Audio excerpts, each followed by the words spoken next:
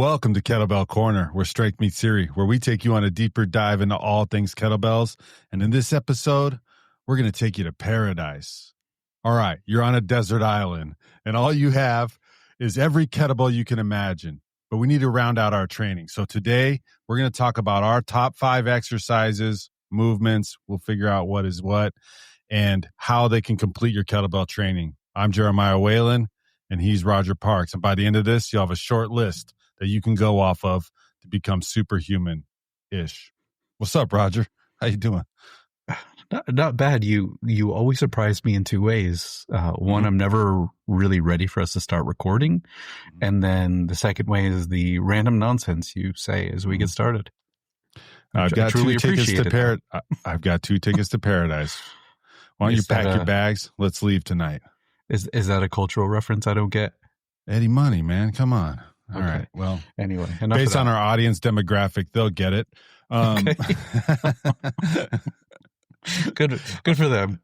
All right. So we talked about how we could have complete training programs. Even though kettlebells are so versatile, they leave something on the table here and there. Would you agree with that, Roger? All right. I do agree with that. Yes. Okay, good. All right. Well, let's talk about what we're kind of leaving off the table. Everybody knows kettlebells do all the things. And if you don't, you could check out our episode in defense of kettlebells and they'll cover that. But what are we leaving off the table and why did we choose to do this particular episode? I think it's important for people to understand what they may not be getting with their kettlebell training. If you're watching this, you're likely interested in kettlebells. If not, I don't know why you're watching this.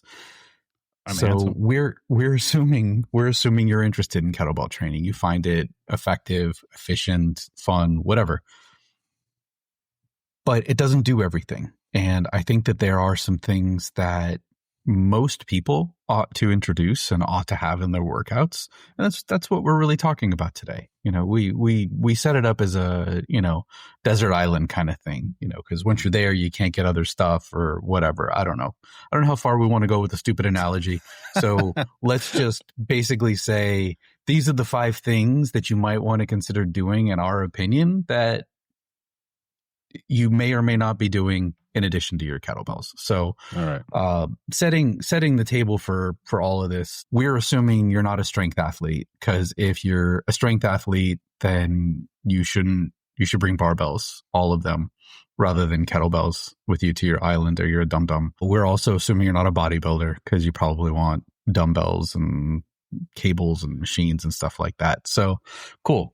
So we're assuming you find kettlebell training worthwhile, and you want to make sure you've got 5 things that will round out your training, and this is what we think they are. All right, number 1, let's cut to the chase and get right into it, Roger. All right. The barbell deadlift, the granddaddy, the one that's the most satisfying exercise in my repertoire, even though I left it out of my repertoire, and that's French, for so long. Roger, what makes the barbell deadlift the big one? The big number 1? Okay. So first of all, this is where the analogy breaks down. Because if I've already got a barbell there, I can deadlift it, but I can't overhead press it. Anyway, let's forget about that. Don't you dare overhead press it. Don't you roll under it and do it. I know you're not allowed. You're not allowed. I can't, make a bench out of bamboo or whatever. Anyhow. So, what island are you on? I don't think bamboo grows on islands. Well, I think it does. Okay. Well, someone will fact check us. Anyhow. Yes, please, in the comments. So why a deadlift? A deadlift, a barbell deadlift specifically, because you need to have more load if you're going to do a meaningful deadlift. I generally, and not all the time, but generally, once you were an advanced practitioner with kettlebells, I think that a kettlebell deadlift is usually a waste of your time, just because it's not heavy enough. We're not talking about, we're also not talking about this idea of, we're training a hinge with a swing. Cool. If that's what you want to think, then that's cool. Even if you are training the muscles to behave in different ways. One of the main differences between grind lifts and ballistic lifts is the idea of constant tension. When you're doing a swing, for example, short leg drive, you're launching that kettlebell, that it's not effectively weighted or heavy for much of the movement. So you're not getting the same muscular behavior that you would with a deadlift. Deadlift requires constant tension. And one of the mechanisms that's going to overload that pattern is load itself, is you got to get heavy. So for beginners, for patterning the movement, kettlebell deadlifts are fantastic. If you, for whatever reason, have an aversion to going heavy, you can stay there. For the two of us, we're healthy, we're strong, we're advanced. We need more. And they don't often make kettlebells heavy enough. Even if we got a pair of 200 plus pound kettlebells and we decided to deadlift them, it would be a strange pattern. We would have a really hard time setting up. We don't need to get too far into that. So the basic idea with the barbell deadlift is we need more overload. We need more weight, simply put. And if this is an important pattern, we think it is an important pattern, then you should train it in a more ideal way. You're going to have an easier time overloading it with a barbell than with kettlebells or anything else. Dumbbells, anything. Yeah. Sure. And, another bonus to the deadlift is it is going to help your grip strength, especially going heavy. And that's going to carry over to certain areas of your kettlebell training, like your snatch or a snatch test or even something like that. I want to ask you, Roger, so we said the barbell, but what about the trap bar? Is that something that could be available for this sort of thing, or does that got to stay on the ship? Well, I think that they both will get a similar job done. And if you're looking just for overload, a trap bar can do that. A trap bar will give you a little more versatility in terms of room to move. And if you have an open trap bar, I don't know if you've seen those where one of the sides is kind of carved out. You can even get in some ripped cool off. You can get in some cool split stance work. So it's a useful bar. It's a versatile bar. Will it train your body the same way? It will not. So if you can't hold up to the barbell version, cool.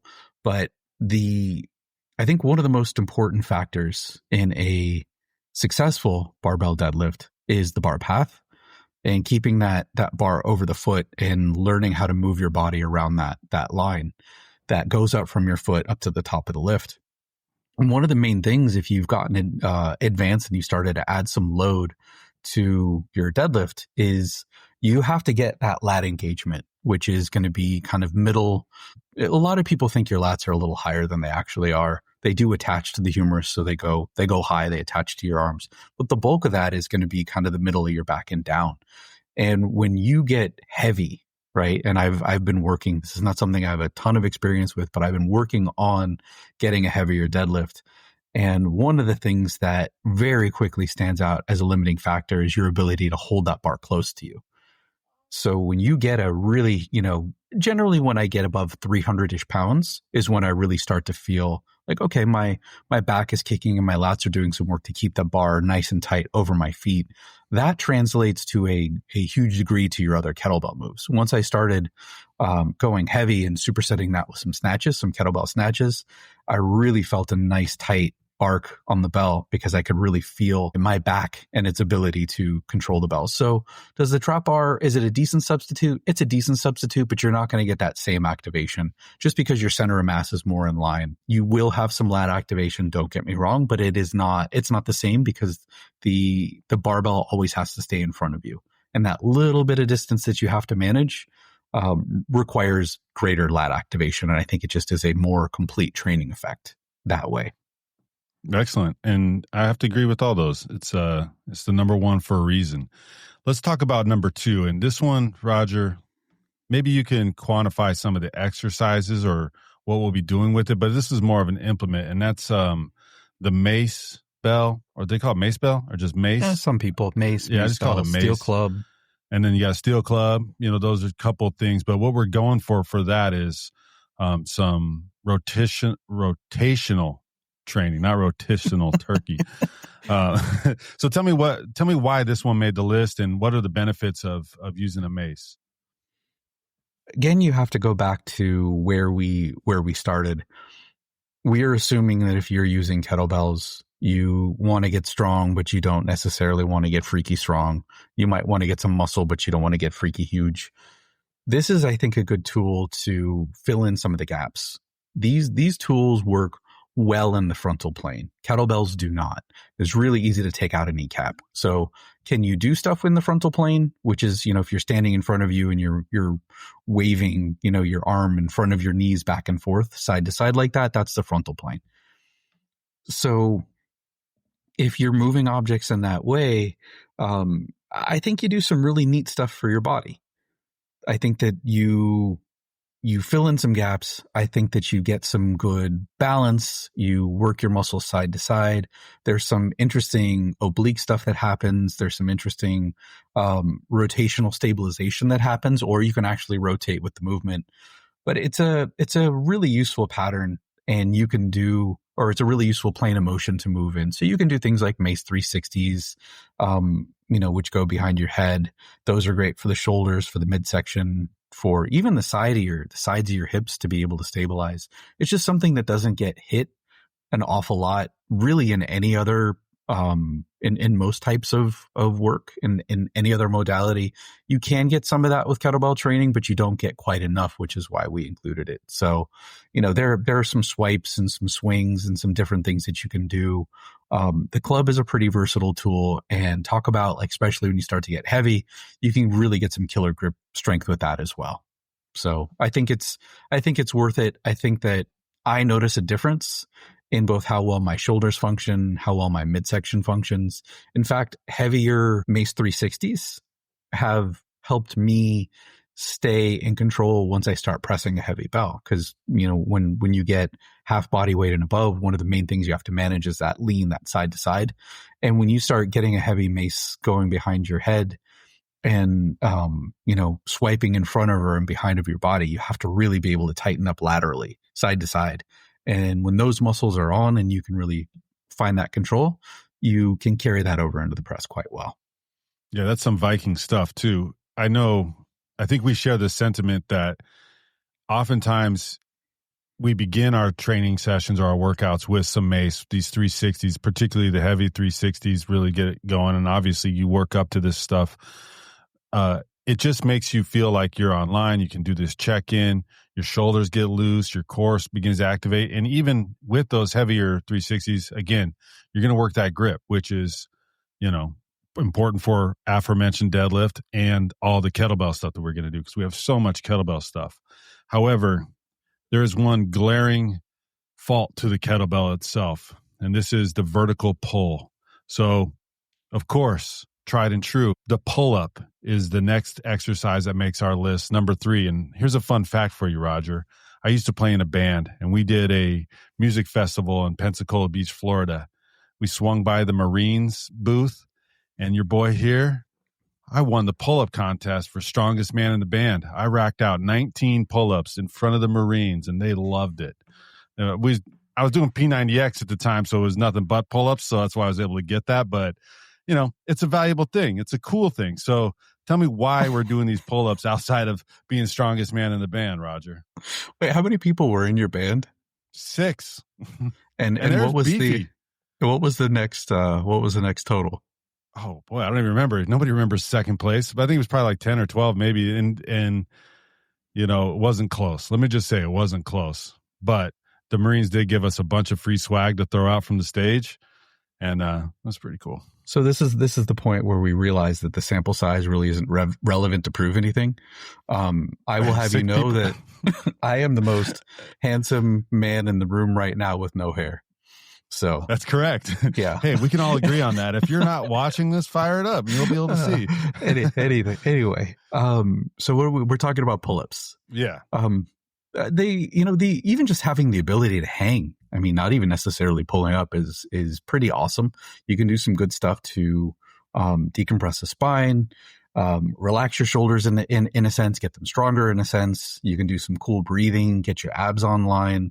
And then the actual strength and developing those lats in a different way. It will really teach you some important lessons about tension and how to keep your body really controlled. this is, I've seen some differences in how to do pull-ups in order to, get more reps. And a lot of people will arch quite a bit. That's not generally the way I do them. That's not the way I was taught, because I'm doing them for different reasons. I'm not interested as much in repetition as I am in full body. I'm okay with not being the strongest man in the band. So I'm okay with knocking out a few really solid reps and staying really, really tight in the middle. But it's this ability, almost like zip up, to keep a really, really strong line from the midsection all the way up to your neck and really connect everything and pull. So pull-ups are definitely not one of my strong exercises, but definitely one that's worthwhile. Yeah, and they're scalable too. I mean, if you can't do a pull-up, you can use a band to assist and then begin building that. Well, are we bringing a band to the island? I feel like you're changing the rules. Oh, no. It's going to be made out of palm fronds. So, okay. Yeah, because those are super elastic. But you do have a kettlebell, so you could add weight. And I believe we ditched the island metaphor a long time ago, Roger. Okay. So, this isn't like very, very strict to the rules. Okay, so the pull-ups, we agree, and that's a very important one. Plus, the hanging, I love that aspect. Plus, you can bring in some core work with that, hanging knee raises, leg lifts, L sits, these sort of things. So it's pretty solid all around. You can do, I don't know what they're called, but like there's a certain variation of pull-ups where you can do them with kind of like that L shape. So you lift you lift your leg straight out, and pull-ups actually feel more comfortable for me that way. Oh, with your legs straight out, feel more engaged or whatever. It might. I think it has more to do with my pelvis being underneath my rib cage, and I feel like my lats tend to get tight because I lift heavy things. So it could be kind of a workaround for a mobility issue. But yeah, when I bring those legs out, I feel like in better alignment. My shoulders feel better when I do them. Yeah, I like that. That's my guess. I haven't spent much time really thinking about it. All right, we'll do an episode on your pull-up. What about like if you have rings or something? Is that acceptable to do some pull-ups on that? I know there's like a lot of freedom of motion with that, and maybe if you have grouchy elbows, you can kind of help work that more neutral grip with the rings. Well, let's zoom out for a second, and this is something that everyone should do who watches or listens to every one of these episodes. We try not to talk too specific about ideas and patterns. We try to be, when you distill it, we try to be as general as possible so you can get some general rules. And in this case, one of the general rules that you should understand is that there is an inverse relationship between complexity and intensity. So inverse just meaning as one goes up, the other one goes down. So you start to do your pull-ups on rings, you will gain, potentially more range of motion. It will be less stable. So you're going to compromise your ability, let's say, to pull up really fast. You're probably going to compromise your ability to max out the number of reps, but you will get some more, let's call it stability training. And there will be more positions that you can attain. So, you before you get off the ship, these are the things you'll want to talk about. Am I going to bring the rings, or am I going to bring the straight pull-up bar? The pull-up bar, and you'll be placing it somewhere on the island. I mean, simply put, it's going to be hard to pull hard off of the rings. It doesn't mean that people can't do it. They don't get really good at it. It just means that you're asking yourself to do a different type of training. Got it. Okay. That's fair. All right. And then, so kettlebells, we all know that you can press with them. Press vertical. It's one of the main lifts. It's exciting. You feel awesome when you do it. But one place where it lacks is that horizontal press, such as like a bench press or something. But we didn't bring a bench, Roger. So we're going to use the world's most versatile, readily available exercise, the push-up. Drop and give me 20. Why did we pick this push-up? Or did I sum it up? No, you did not. Okay. That's why you're here. Those are the primary reasons. We have to step back. We do have to understand that you can do a floor press with a kettlebell. Yeah. You can. A few things happen though. One, it's very difficult to do doubles once you get heavy because it's hard to get the bells into position. You've got to set them up just so, and that can be a little challenging. When bells get really heavy, in this scenario, we have all the bells we need.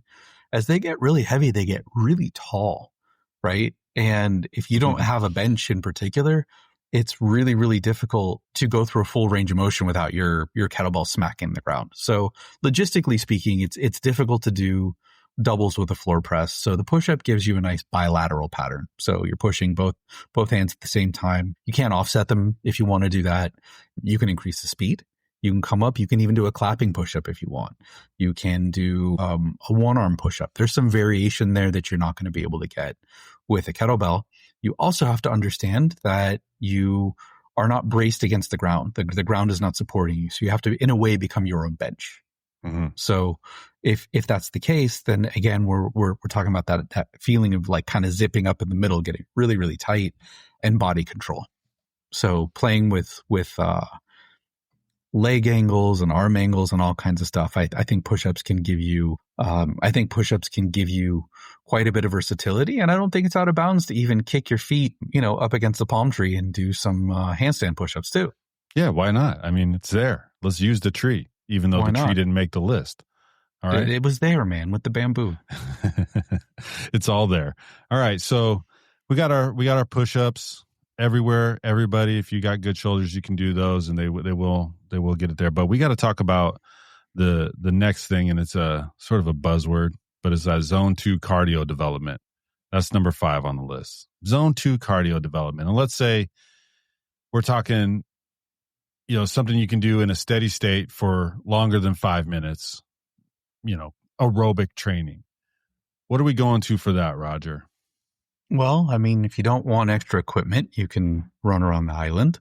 You can hollow out one of those trees and make a kayak and do a little rowing or something, or a canoe. I don't know what type of boat one makes on a desert island. Maybe someone can help me with that.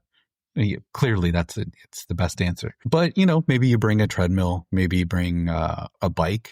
Maybe you bring one of those awful assault bikes, so you can get some high intensity interval training too if you want.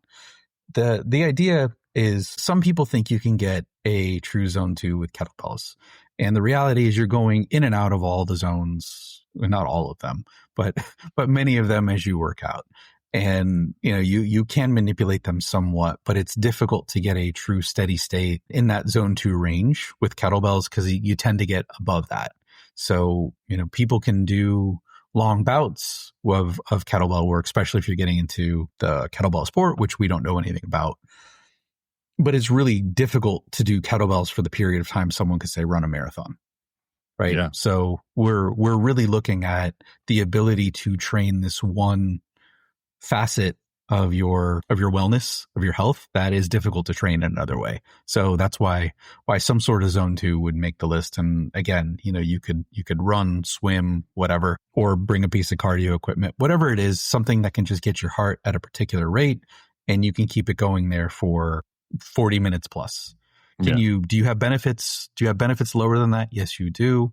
But if you're really going to start training this, and I think that 40-minute threshold from what I've seen is a pretty decent, like, hey, let's do at least that much. And then, I don't know where it tops out. That's more your field of interest at the moment than mine. Yeah, I will say desert island aside, there are many options. If your body's hurting or you're feeling it in your joints, then a bike is probably going to be the best option. If you like a repetitive motion, something more total body, your row machine is going to be great. I personally did a lot of running, and I still enjoy running. I haven't done it since the marathon. Just, my focus and my goal shifted. But I notice, and I have always noticed, that when I incorporate some sort of steady state zone 2 running, I am much more confident when it comes time to do snatch tests or anything where I need to recover quickly in between, whether it's rounds, sets, or whatever it is. And so there is a lot of benefit to that. And I just know that it helped my confidence. And that's just speaking for me. But, people say they hate running. Well, run a little bit, walk a little bit, mix it up. You're really trying to target this heart rate. And if you're looking for the most accurate heart rate, wear the chest strap, or you can just use the watch, whatever. I mean, if you're breathing super heavy, you're out of zone 2. So dial it back a little bit. It's okay to pull it back a little bit. That's fair. Keep it simple. And I will also attest that, I love when certification time rolls around, I love doing all the skills, especially the heavy stuff. I do not like the cardio. And when the last time I passed the snatch test, which was still awful. I had been doing a little bit of cardio and it was much easier for me. I don't like it. I'm not someone who likes to run, even if someone's chasing me. So it's never really been my thing. But when I started doing it, and I've followed all kinds of prep guides and, all sorts of modalities, and it's generally frowned upon in the kettlebell world.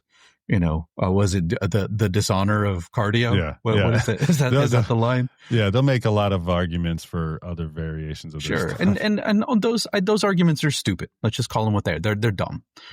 There really is. There's no such thing as bad for the most part. It's very difficult to find anything that's truly bad or useless. It's really about the application. And I can also agree that the application of this does make this one particular endeavor much easier. So good for your health, good for your longevity.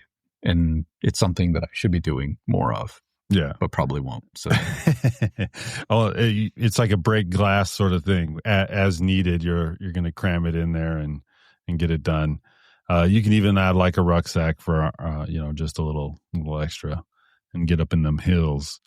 All right, Roger, that's our top 5. We got the barbell deadlift. We got the Mace or the steel club. You doing some rotational training with that. Pull-ups, push-ups, and zone 2 cardio, whether you're using some sort of machine or you're just out there jogging or whatever.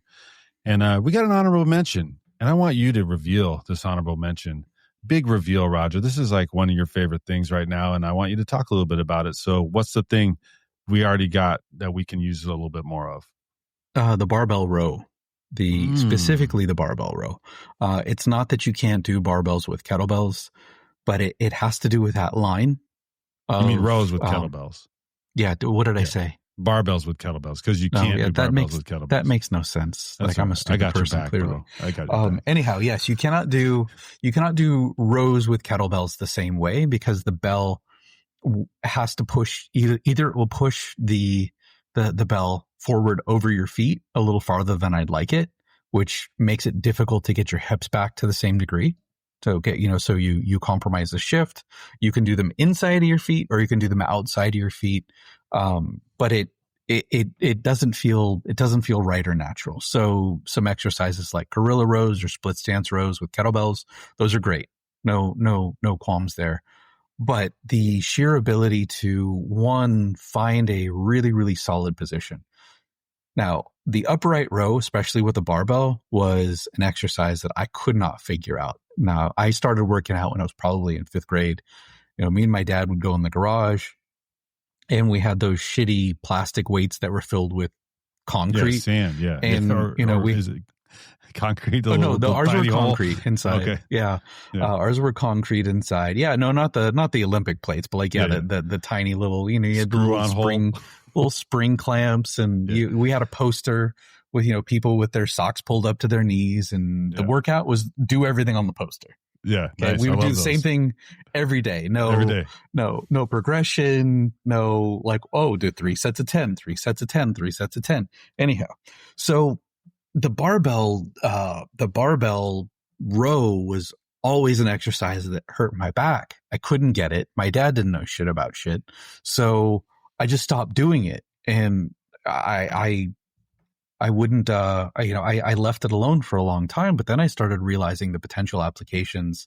And it was really when I started looking at physics and understanding the line of gravity more. And the basic idea is your line of gravity is, the line of gravity is where gravity passes through your center of mass. And if you can keep the bar lined up with your feet, which is where the whole system kind of revolves around, and you can keep your center of mass lined up with that point, because that one point is effectively you. When that one object moves, or that one point moves, your whole body moves. When you keep those points stacked up, it doesn't hurt anymore. It doesn't hurt your back. So you can really drive through the legs. You can train a fantastic position for a clean, a swing, a snatch, whatever. If you're not getting your hips back, it's a really solid move. It's a great way to train the lats, which are really important in some of your other ballistics. And you can progress it quite quickly with weight, and you can even add a ballistic component, which I really like as well. So you can get your legs going, and you can get 300 pounds on that bar, which you can't do the same way with with kettlebells. It doesn't quite feel the same. You don't have the same balance. You don't have it doesn't feel safe. But when you can drive those legs, it's been a game changer for both my position and my overall strength, grip strength. It's definitely been a big deal for me. Yeah, I've started incorporating those too with my particular training right now, and I'll concur that they are really great. When you say a ballistic row, what are we talking about with that? Just break that down a little bit, because I know people are going to try these bent over rows immediately. Yeah, maybe. If you look at the idea of ballistic, one of the criteria that you can use is that it should have two phases. Okay. There should be let's call it a launch phase, and there should be a free flight phase. So if, let's say, I want to make a rock ballistic, right? I want to throw it at someone who's making fun of kettlebells. So I'm going to have this period where my whole body goes through all these contortions, and I throw the rock. That's going to be the launch phase. And then the free flight phase is going to be the period between where the rock leaves my hand and smashes the face of the dirty loser who's disparaging kettlebells. Okay. So you need those two phases for something to be ballistic. When you're applying this to the row, you are using your legs to get it going. Okay. It's not going to be maybe as ballistic as a swing where your legs are doing all of the work and you could potentially let go of the bar. There are degrees of ballistic. So this is a little different here. So you're doing a hard drive. You're doing a hard leg drive. You're getting it going. You can use your low back if that's something you want to train. It's not a bad thing to train your low back. A lot of people, especially the exercise purists or the people who are overly sciencey, like, oh, don't train your back. Like, well, why not? It's a muscle. There are muscles there. Why not make it strong, right? Yeah. These are the people who you want to ask to step outside to talk about some of their ideas. And they're the ones who are going to have bad backs and crumble. Anyway, so the idea with the ballistic row is you're going to push your feet into the floor. You're going to get some, let's call it momentum, and then you're going to follow through at the top. You're going to get a really strong squeeze with your lats. So you're going to use a little bit of momentum on the lift rather than just strict only using your arms and your back muscles to pull. Okay. All right. I think I'm going to have to give those a shot. I like it. All right. Those are our top 5. This is your golden opportunity to leave your top 5 exercises in the comments. So if you made it this far, you know why we chose what we chose, how it's going to help complete your kettlebell training. So tell us if you agree, disagree, what you would choose, and why. We'd love to hear that. And as always, download the Bells app. It's on the Apple App Store. It's free. And trust me, you can do your barbell stuff with it too. All right? Anything else, Roger? You can bring it to the island with you. Yeah, you bring it to the island. Yeah. If you can charge your phone. Roger, anything else? No, I am interested in hearing what people's moves are. There's a lot of good stuff, and you can make arguments for and against a lot of this stuff. This is the stuff that resonates with us. And again, this is unique to people who train, 90% plus with kettlebells. So, your accessories, the other things, if this were a barbell podcast and you were to ask, power lifters, they might say, hey, I'd bring a heavy kettlebell to do some swings. Maybe that would be their accessory, right? So you have to think about context. You have to think about your own practice, how you lift and what your goals are. So ours align pretty well, and it really didn't take us long. To come up with this list. We both agreed on it pretty readily, but who knows what people will come up with. Yeah, and we actually do this stuff too. So these are the ones that we do, that we're not just like, hey, we think these are great. These are great. We use them for us. Yep. And we train with kettlebells all the time. So. Yes, sir. All right. Cool. Well, that's it. And follow, all that shit. Thanks for listening. Stay strong.